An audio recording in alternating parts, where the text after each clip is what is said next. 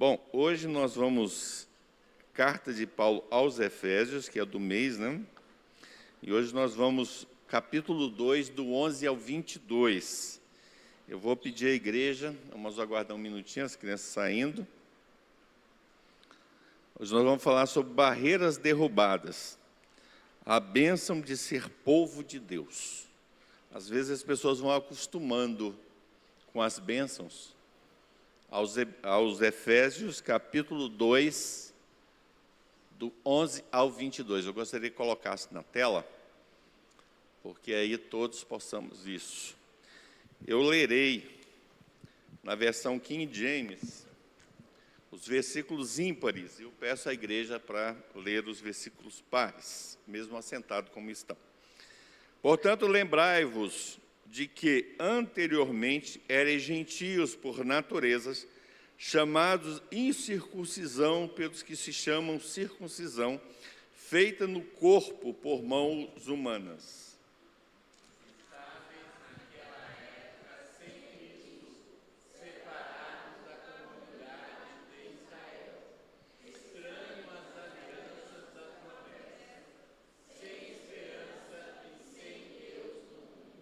Todavia, agora em Cristo Jesus, vós que antes estáveis distantes, fostes aproximados mediante o sangue de Cristo.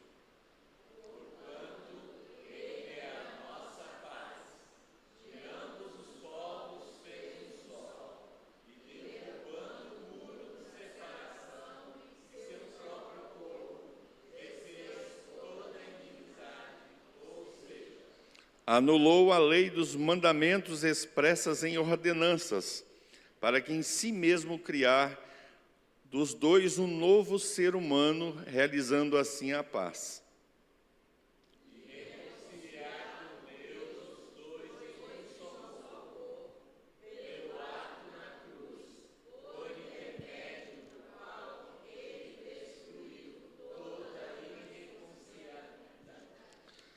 E vindo ele, proclamou a paz para vós, que estáveis longe, e da mesma forma para os que estavam perto. Pois por meio dele, tanto nós como vós temos pleno acesso ao Pai, por um só Espírito. Portanto, não sois mais estrangeiros nem imigrantes, pelo contrário, sois concidadãos dos santos e membros da família de Deus. Edificados sobre o fundamento dos apóstolos e dos profetas, sendo o próprio Cristo Jesus a principal pedra angular desse alicerce. Nele, o edifício inteiro, bem ajustado, cresce para ser um templo santo no Senhor.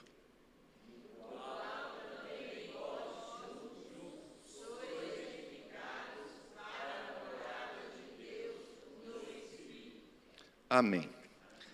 Essa carta ela é muito rica, a carta de Paulo aos Efésios.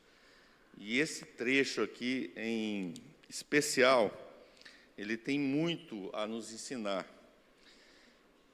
Primeiramente, eu gostaria de falar que, versículo 11 ao 22, Paulo fala da unidade de judeus e gentios. Do versículo 1 até o 10, ele fala sobre a salvação pela graça. E do 11 ao 22, ele fala exatamente dessa unidade no corpo de Cristo. Versículo 11, que nós acabamos de ler: portanto, lembrai-vos que sois outrora gentios na carne, chamados incircuncisão, para os que chamam circuncisão feita na carne por mãos humanas. A gente sabe que circuncidão é circuncidar, é o prepúcio da criança, que com 8 dias era feito essa, não poderia ser no 7º nem no 9º, era no 8º dia, era feito como um sinal de aliança com Abraão, aliança com Moisés, aliança da lei. E é exatamente sobre isso que Paulo está falando, que essa circuncisão ela foi feita por mãos humanas, mas agora vem uma circuncisão superior, que tira exatamente essas barreiras, né? Essas barreiras que nós vamos ver. Os gentios na carne. É interessante que isso aqui indica uma identidade. Gentios na carne é não conversão. É uma identidade de um povo que estava alijado da presença de Deus. Estava expulso da presença de Deus. Não fazia parte do povo de Deus. E é exatamente isso que Paulo está falando sobre isso. Incircuncisão, acrobistia. Esse é um termo pejorativo que os judeus usavam exatamente para os gentios. Os judeus viam os gentios como um povo inferior, como alguém que não tinha parte com Deus, que não fazia parte dos planos de Deus. Israel não entendeu a missão que era para que Israel, através de Israel, o Deus de Israel fosse conhecido em todos os povos. Exatamente por isso que Deus levantou a igreja do Senhor Jesus, porque Israel falhou nesse propósito de levar. Então, por isso que é tão importante, como nós estamos vendo agora, missões mundiais, missões nacionais, missões locais. Todas essas missões é uma forma que a palavra de Deus chega a cada um de nós. A circuncisão feita por mãos humanas indica que a circuncisão é física, não é espiritual. Então, ela não tem o mesmo valor que tem exatamente essa circuncisão que Deus tinha prometido, que era a circuncisão no coração. Era uma circuncisão completamente diferente. No versículo 12, diz assim: naquele tempo eres sem Cristo, separados da comunidade de Israel, estranhos às alianças da promessa, não tendo esperança e sem Deus no mundo. Mas melhorou 99,9%. Estava sofrendo.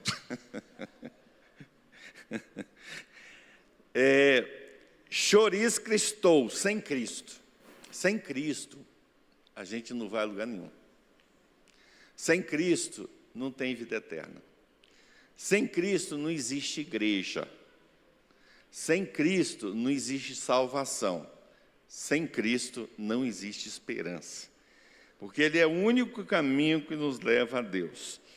E é interessante que sem Cristo, destacando a antiga condição espiritual dos gentios, eles estavam completamente afastados de Deus. Xenói tudo destortou. Estranhos à aliança, ou seja, longe da promessa de Deus. Totalmente sem a promessa. Às vezes eu fico pensando, meus irmãos, que a gente vai acostumando de ser filho da luz, ser filho de Cristo, e às vezes a gente vai não valorizando o que Cristo fez na cruz. Então, por isso que é tão importante o culto, a reunião da igreja como corpo de Cristo, exatamente para a gente adorar a Deus e principalmente a gente receber a palavra da parte do Senhor, para que essa chama nunca se apague, para que essa chama seja renovado, né? Xenóitou destencou, estranhos alianças, sem acesso às promessas, ateos entocosmo. É interessante que esse cosmo, nesse cosmo, essa organização, que daí vem a palavra cosméticos, que as mulheres gostam de usar, e eu gosto de usar essa figura exatamente para que a igreja não esqueça que hoje mesmo, quando nós estávamos vindo, tinha uma pessoa muito bonita lá em casa, mas ela ficou mais bonita ainda, porque ela chegou perto do espelho e estava exatamente no cosmos, na organização que as mulheres fazem. Então, quando fala aqui, é esse mundo físico, esse mundo que Deus fez. Então, eles não faziam parte do mundo de Deus, desse cosmos, dessa família. Eles estavam fora dessa aliança, das promessas do Senhor. Nós estávamos, eu estou falando eles estavam, mas éramos nós. Estávamos sem Deus no mundo. E é interessante que essa expressão ela é muito forte. Por quê? Porque indica uma perdição eterna, sem esperança, sem nenhum tipo de motivo para acreditar. É como se fosse uma pessoa que é ateia, que não crê na vida eterna, que essa pessoa simplesmente, quando ela chega à beira da morte, ela não tem esperança nenhuma, porque ela só espera nessa vida. E o apóstolo Paulo nos diz, se nós esperarmos tão somente nessa vida, somos os mais infelizes de todos os seres humanos. Porque a nossa esperança vai além. A nossa esperança é de vida eterna, e a vida eterna em Cristo Jesus.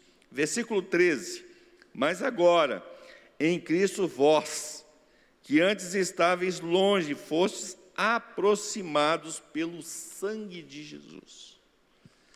É esse sangue que nós cantamos nessa noite, esse sangue que nos reaproxima, que nos põe na presença de Deus, que o próprio escritor dos Hebreus diz que pela ousadia do sangue de Cristo, que é o novo e vivo caminho, que nos coloca na presença do Deus Altíssimo. Então isso é exatamente essa quebra de barreira, que foi feita pelo sangue de Cristo, enfatizando a redenção por meio desse sacrifício. Do versículo 14 até o 16, ele fala da barreira que havia entre os judeus e os gentios. Possivelmente aqui Paulo estava falando sobre a barreira ou o muro do templo. E nós lembramos, e é importante a gente lembrar, que havia a profecia de que o sacrifício perfeito seria feito fora do pátio, seria fora dos muros, indicando que a igreja de Cristo Jesus não está restringida a 4 paredes. Não. A igreja de Cristo Jesus serve como luz para todo mundo. Ela exatamente tem essa função de trazer essas pessoas o conhecimento do Altíssimo, de buscar nele, pois ele é o mesmo a nossa paz.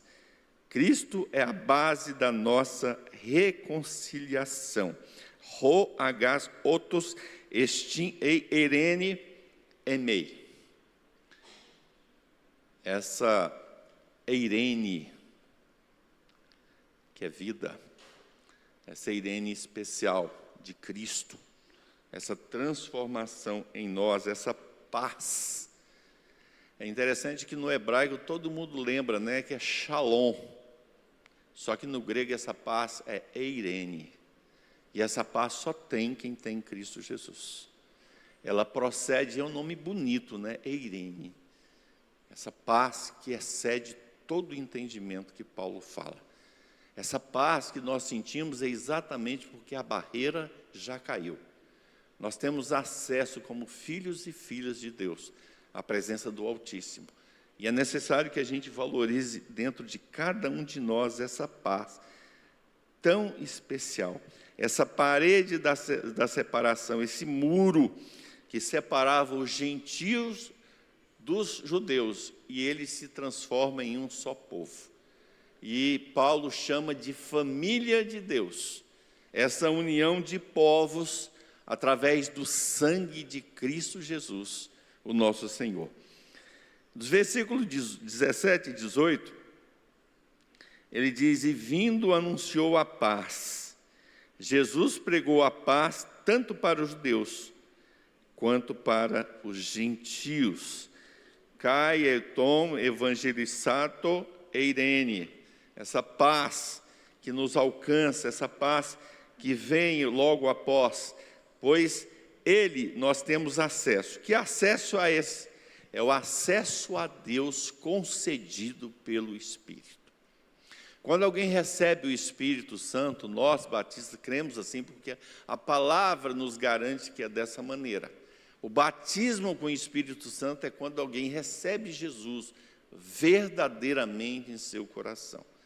Ele não precisa ter o nome arrolado a uma igreja, ele não precisa ter o nome escrito em algum lugar. Primeiro, esse nome é escrito no livro da vida, que é o livro mais importante. É o livro da eternidade. E quando ele recebe, a palavra de Deus chama isso de selo. Foi quebrada a parede da separação. O que nos separava? Essa parede era o pecado. Através do sangue de Jesus Cristo, essa parede caiu. Aquele véu que eles chamavam, que separava o santo dos santos. E na palavra de Deus está escrito que ele rasgou de alto a baixo, quando Jesus morreu. E aquele era preciso pelo menos 10 homens, não era esse véu que a gente pensa. Estava mais para uma lona de caminhão. Então, ele se rasgou de cima para baixo. Essa parede que separa foi tirada pelo sangue do Cordeiro. O sangue de Cristo Jesus, que nos traz essa vida tão especial diante do Senhor Jesus Cristo. Cidadãos dos santos.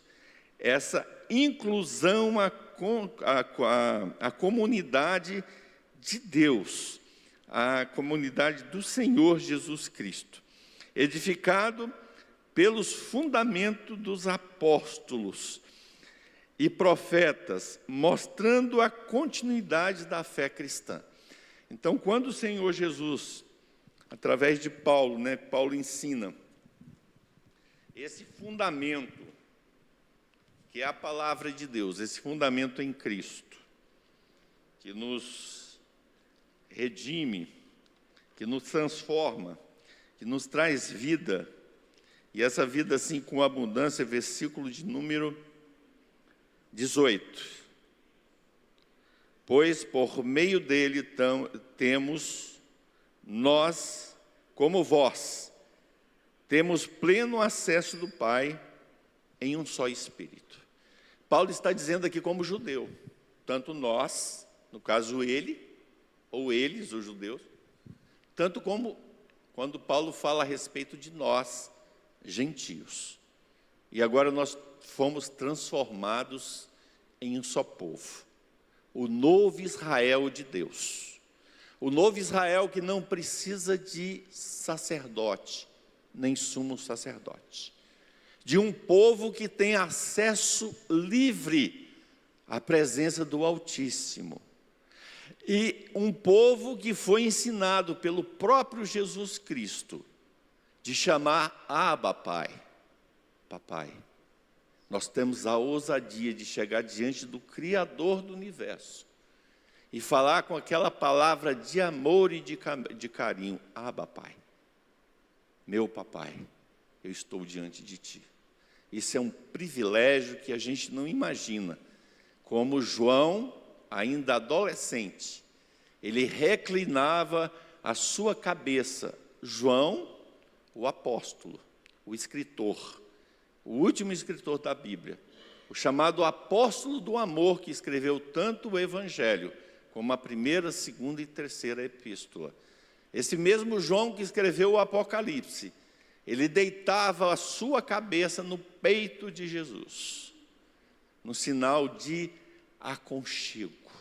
E nós, pela ousadia do Espírito do Senhor, nós podemos reclinar as nossas cabeças no peito do nosso Jesus e chamar: Ah, papai, meu papai. É maravilhoso isso, isso é coisa grandiosa. É uma coisa que nos mostra a grandeza do sacrifício dele, sendo ele mesmo, Cristo Jesus, como pedra angular. Nós temos como batista, nós temos edificado o nosso edifício na coluna dos apóstolos, mas no fundamento, que é a pedra angular, é Jesus Cristo, nosso Senhor. E sobre esse fundamento, e sobre essa palavra, que nós cremos, que nós estamos no caminho para encontrarmos a Deus, pedindo a sua graça e a sua misericórdia, para que Ele alcance mais pessoas. Concluindo, essa passagem ela enfatiza entre judeus e gentios e a igreja o evangelho que transcende barreiras étnicas culturais. Já não há mais, como Paulo fala, nem grego, nem celta, nem persa. Se a gente fosse aqui falar no Brasil, não há baiano, nem maranhense, nem gaúcho, nem mineiro. Mas todos nós somos um em Cristo Jesus. Nós somos um só povo. Não importa a nossa condição social, a nossa conta bancária, se está abastada ou se está no vermelho. Não importa. O que importa é que nós temos o nome nosso escrito no livro da vida, do autor da salvação. A salvação que é somente pela graça, sem depender da lei mosaica, porque em Cristo Jesus nós alcançamos. Cristo é suficiente para a reconciliação com Deus. A igreja tem um novo tempo, e todos nós, os que nós somos chamados de cristãos, temos acesso aberto a Deus. Eu acho maravilhoso, meus amados irmãos, a oportunidade que Deus nos dá nessa noite. Eu tenho passado dias de tristeza, porque meu irmão caçula está com uma doença gravíssima, que não tem cura pela ciência, mas Jesus Cristo pode curá-lo.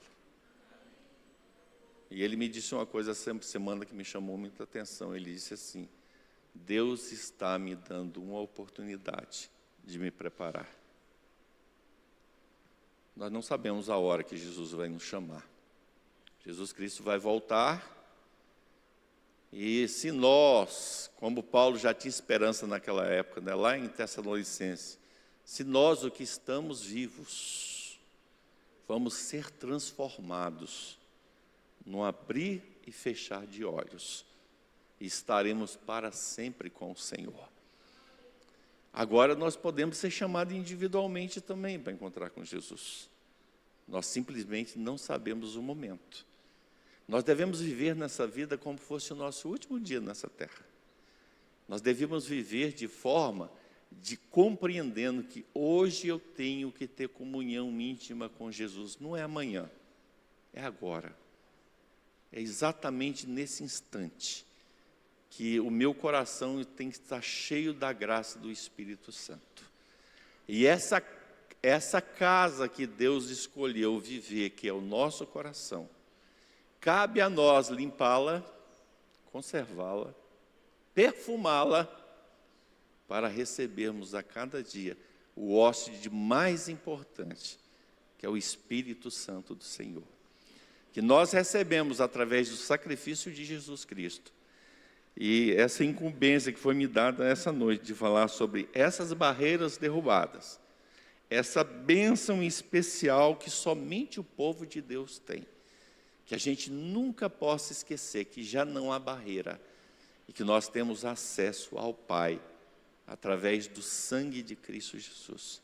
E nós temos o Consolador, o Paracleto, que Jesus Cristo nos enviou para nos ajudar, iluminar, guardar e prosseguir nessa caminhada. Eu convido a igreja para ficar de pé. Se tem alguém que está precisando de um milagre, eu vou pedir a minha esposa para vir, que eu estou precisando de alguns milagres. Vou estar orando por ela, e ela vai estar representando a ela e a mim mesmo, porque é um só corpo, eu e ela, então.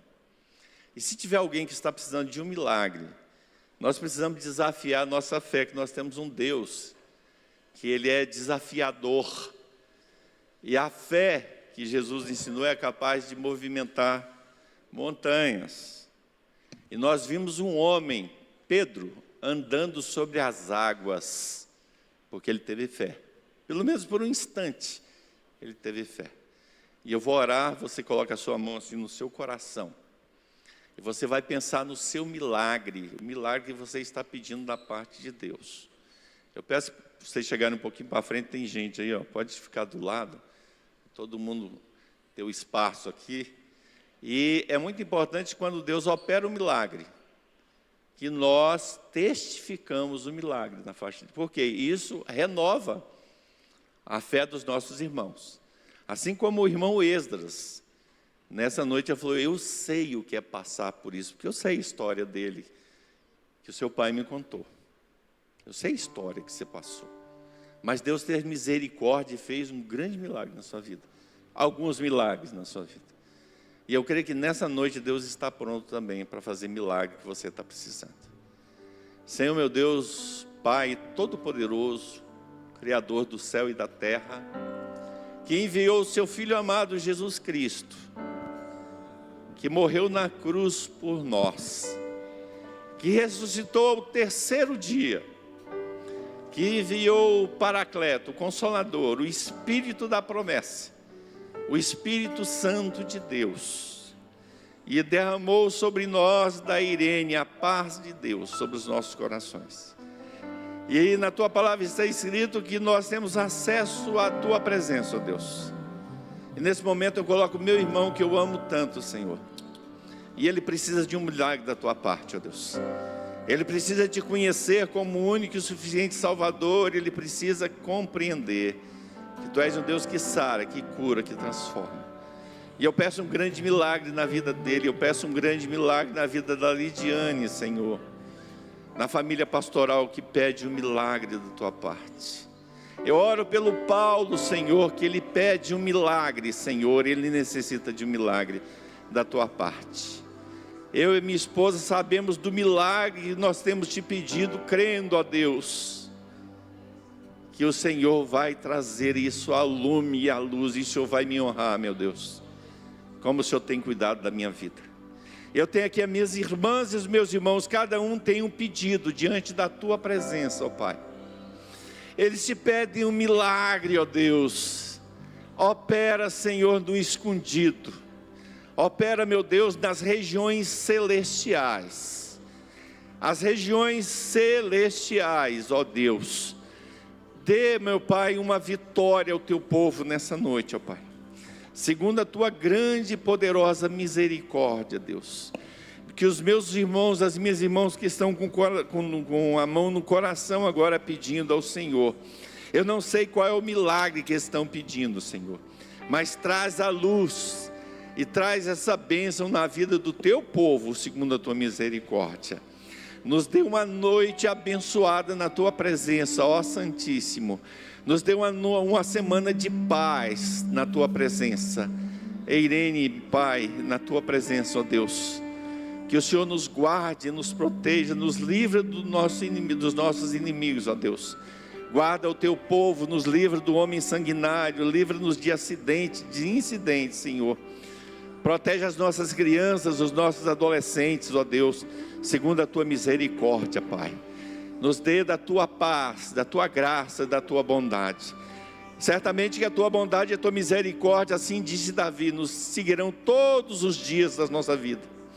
E eu creio, ó Deus, que essa paz que excede todo entendimento, guardará os nossos corações em Cristo Jesus. Que o grande amor de Deus nosso Pai, a graça do nosso Senhor e Salvador Jesus Cristo, as comunhões e consolações do Santo Espírito de Deus, sejam com todos vocês, desde agora e para sempre. Quem te crê, diga: cada vez que a minha fé me prova.